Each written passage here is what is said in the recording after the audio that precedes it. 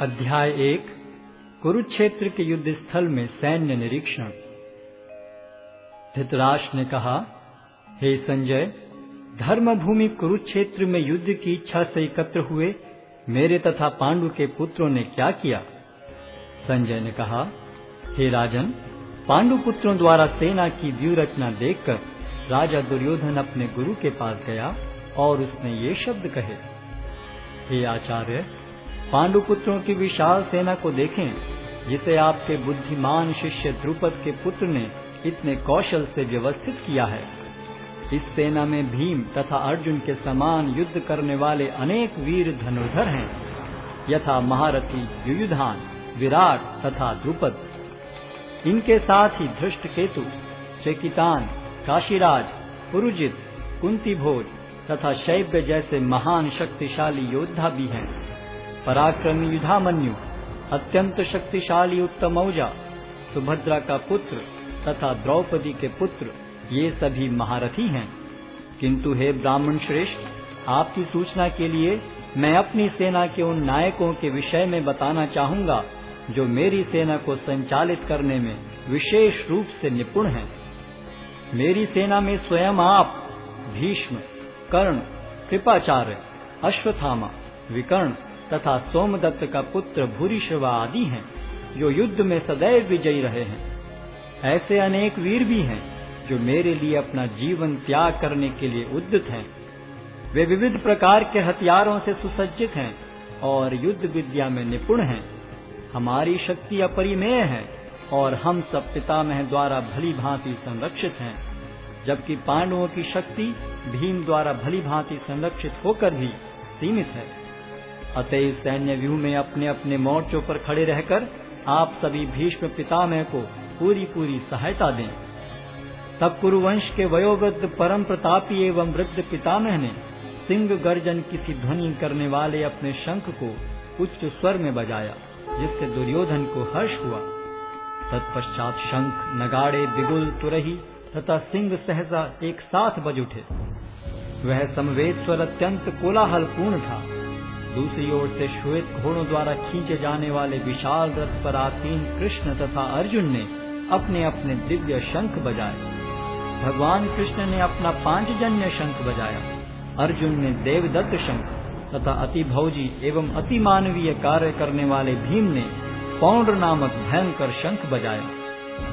हे राजन, कुंती पुत्र राजा युधिष्ठिर ने अपना अनंत विजय नामक शंख बजाया तथा नकुल और सहदेव ने सुघोष एवं मणिपुष्पक शंख बजाए।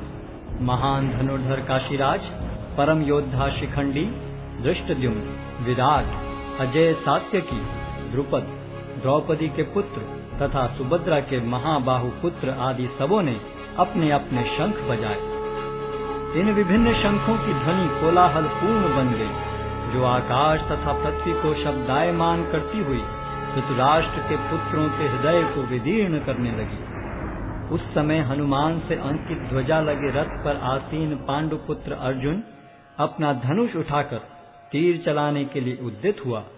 हे राजन, धृतराष्ट्र के पुत्रों को व्यूह में खड़ा देखकर अर्जुन ने श्री कृष्ण से ये वचन कहे। अर्जुन ने कहा, हे अच्युत, कृपा करके मेरा रथ दोनों सेनाओं के बीच ले चलें, जिससे मैं यहाँ उपस्थित युद्ध की अभिलाषा रखने वालों को और शस्त्रों की इस महान परीक्षा में जिनसे मुझे संघर्ष करना है उन्हें देख सकूं। मुझे उन लोगों को देखने दीजिए जो यहाँ पर धृतराष्ट्र के दुर्बुद्धि पुत्र दुर्योधन को प्रसन्न करने की इच्छा से लड़ने के लिए आए हुए हैं। संजय ने कहा, हे भरतवंशी, अर्जुन द्वारा इस प्रकार संबोधित किए जाने पर भगवान कृष्ण ने दोनों दलों के बीच में उस उत्तम रथ को लाकर खड़ा कर दिया। भीष्म, द्रोण तथा विश्व भर के अन्य समस्त राजाओं के सामने भगवान ने कहा कि हे पार्थ, यहाँ पर एकत्र सारे कुरुओं को देखो।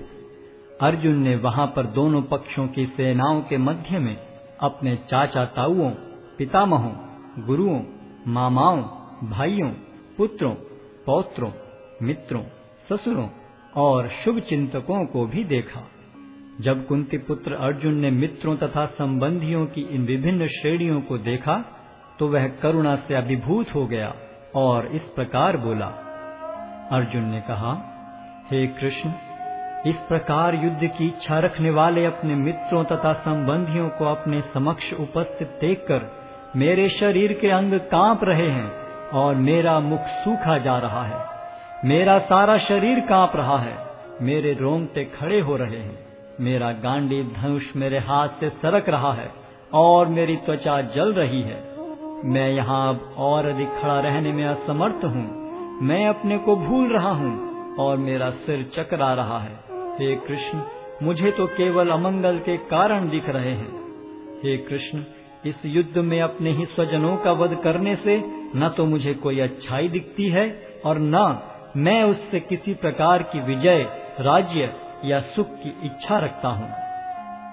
हे गोविंद, हमें राज्य, सुख अथवा इस जीवन से क्या लाभ, क्योंकि जिन सारे लोगों के लिए हम उन्हें चाहते हैं वे ही इस युद्ध भूमि में खड़े हैं। हे मधुसूदन, जब गुरुजन, पितृगण, पुत्रगण, पितामह, मामा, ससुर, पौत्रगण, साले तथा अन्य सारे संबंधी अपना अपना धन एवं प्राण देने के लिए तत्पर हैं और मेरे समक्ष खड़े हैं, तो फिर मैं इन सब को क्यों मारना चाहूंगा, भले ही वे मुझे क्यों न मार डालें। हे जीवों के पालक, मैं इन सबों से लड़ने को तैयार नहीं, भले ही बदले में मुझे तीनों लोग क्यों न मिलते हों। इस पृथ्वी की तो बात ही छोड़ दें। भला धृतराष्ट्र के पुत्रों को मारकर हमें कौन सी प्रसन्नता मिलेगी।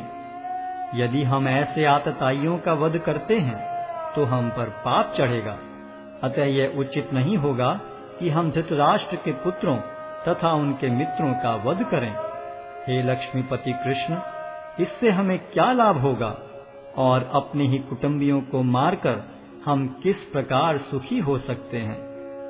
हे जनार्दन, यद्यपि लोक से अभिभूत चित्त वाले ये लोग अपने परिवार को मारने या अपने मित्रों से द्रोह करने में कोई दोष नहीं देखते, किंतु हम लोग जो परिवार के विनष्ट करने में अपराध देख सकते हैं, ऐसे पाप कर्मों में क्यों प्रवृत्त हों। कुल का नाश होने पर सनातन कुल परंपरा नष्ट हो जाती है और इस तरह शेष कुल भी अधर्म में प्रवृत्त हो जाता है। हे कृष्ण, जब कुल में अधर्म प्रमुख हो जाता है तो कुल की स्त्रियां दूषित हो जाती हैं और स्त्रीत्व के पतन से हे वृष्णिवंशी अवांछित संतानें उत्पन्न होती हैं।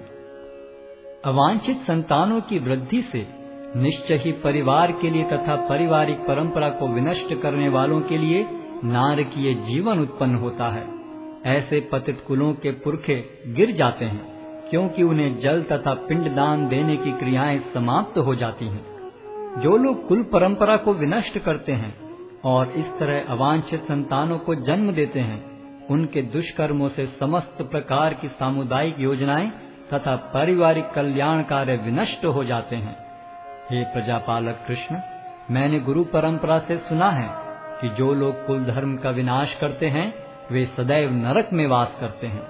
ओहो, कितने आश्चर्य की बात है कि हम सब जघन्य पाप कर्म करने के लिए उद्यत हो रहे हैं। राज्य सुख भोगने की इच्छा से प्रेरित होकर हम अपने ही संबंधियों को मारने पर तुले हैं। यदि शस्त्रधारी धृतराष्ट्र के पुत्र मुझ निहत्थे तथा रणभूमि में प्रतिरोध न करने वाले को मारें तो यह मेरे लिए श्रेयस्कर होगा। संजय ने कहा, युद्ध भूमि में इस प्रकार कहकर अर्जुन ने अपना धनुष तथा बाण एक ओर रख दिया और शोक संतप्त चित्त से रथ के आसन पर बैठ गया।